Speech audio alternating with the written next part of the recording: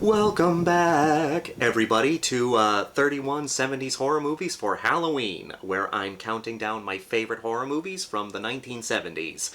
Forgive the sing-songiness, I've been here for a while, so I'm getting a little loopy. So now, for the next two spots, for the number 12 spot and the number 11 spot, I have two movies here that it kind of breaks my heart that they didn't make the top 10.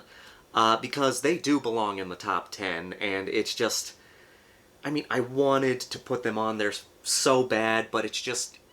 the other movies I loved even more, and I just finally said, okay, fine, they'll get the 11 and 12 spot, and it hurts.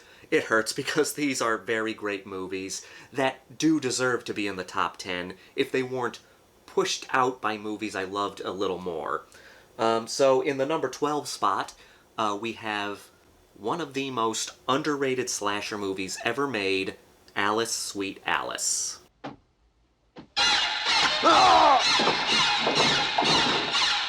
This is another slasher movie that came out before Halloween that isn't talked about as much as other slasher movies. You know, Black Christmas gets a lot of praise, as it rightfully deserves, but Alice, Sweet Alice tends to get overshadowed by both Black Christmas and Halloween.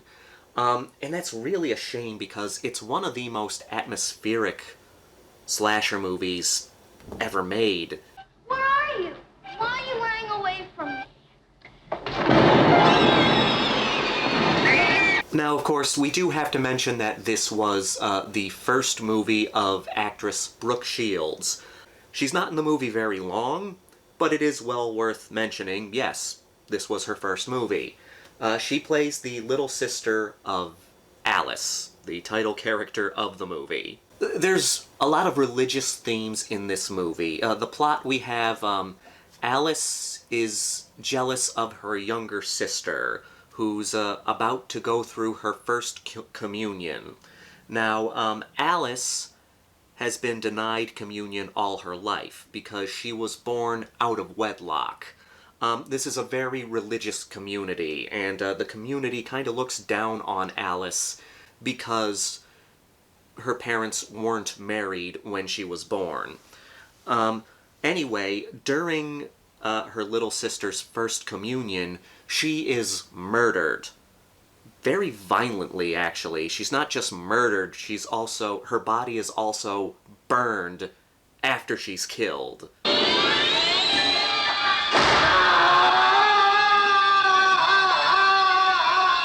Everybody in this movie thinks Alice is the killer, and as everything goes along, you see there are more killings throughout the film, and everybody sees this figure in a raincoat with this creepy mask, and these are usually things that Alice wears.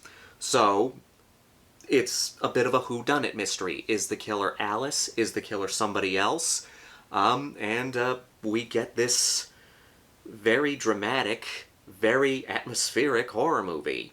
Alice! It was Alice! Liar! Liar! The main character of Alice is really fascinating, and you can't help but feel bad for her. Because, again, she's looked down upon by this community.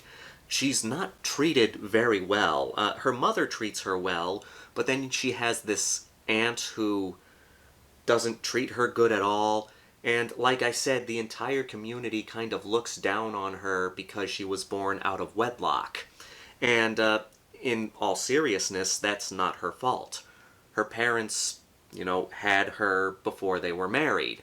And again, I don't really care about shit like that. I'm not very religious, but in this community, in this film, which is very religious, they're essentially punishing Alice for the sins of her parents.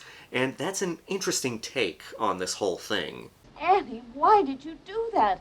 I told you I would ask her. Why don't you trust her? I know how important that cross is to you, Kay. I think Alice knows where it is.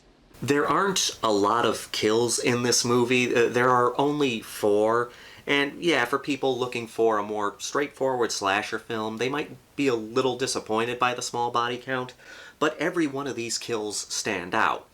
I do love horror movies with a high body count, but sometimes having a smaller body count can be better because that way the kills stand out even more.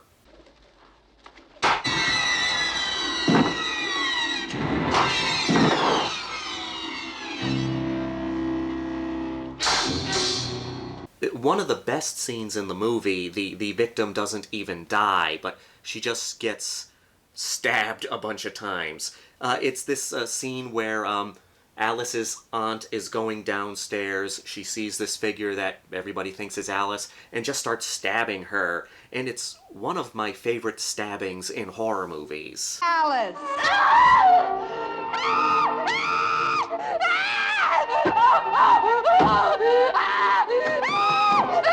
And we need to talk about the outfit of the killer while we're here, because it's what I love. Simple and effective. It's just someone in a raincoat with this creepy mask. Very simple. And again, this came out before Halloween, and I think the design of the killer is up there with some of the best killer designs in slasher movies. I do think that this movie definitely qualifies as a slasher movie, a 70s slasher movie, but it feels so different from other slasher movies because there's so much atmosphere, and it has that overall theme of religion throughout the film. Corpus Domini nostri Jesu Christi custodiat animam tuam vitam aeternam.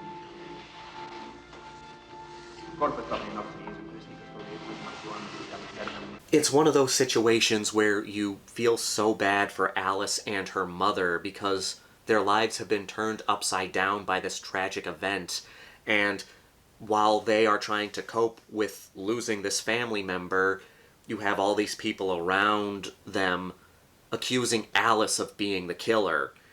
It's a punch in the gut movie, it really is. I didn't put you here, Alice. What's wrong with you? Why won't you talk to me? I'm your mother. I have nothing to talk about. Well, you had plenty to say to Dr. Whitman. If you are a slasher fan, don't let the low body count steer you away from this film. I highly recommend watching it because it is an atmospheric, creepy movie that I think any horror fan would love. You know, just highly, highly recommended.